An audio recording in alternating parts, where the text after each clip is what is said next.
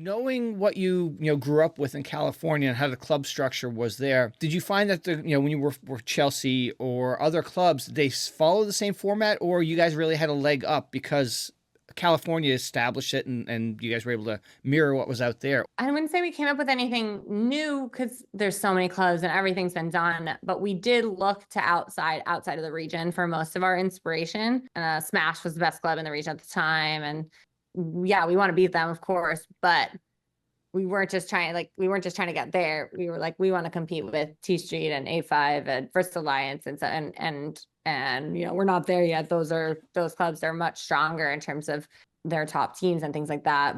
But we're closing that gap, Yeah. and we've gotten there faster than I thought. So I think that was like setting the bar higher, right, than just being the best in the region. We said, we want to compete nationally, and we took a lot of ideas and things from some of those other clubs I named. And we did kind of come in saying, we're not just going to try to do what Connecticut clubs and New England clubs do and do it better, but we're going to try to do what's working in other regions that are better. Really try to build culture around volleyball that was here, but it was small. Yeah.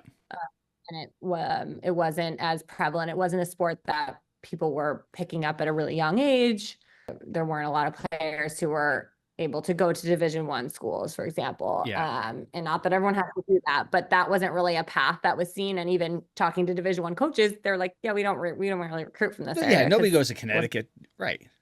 Yeah, it isn't really good. And now we're, when our teams go out to national and stuff, and I talk to a lot of coaches, they're like, these are like we want to recruit these athletes, right? These are good volleyball players, and they're not just big kids that are from Connecticut, but they can play and they have control and good IQ and stuff like that. That has been really so gratifying because there was kind of a glass ceiling, I think, for volleyball players.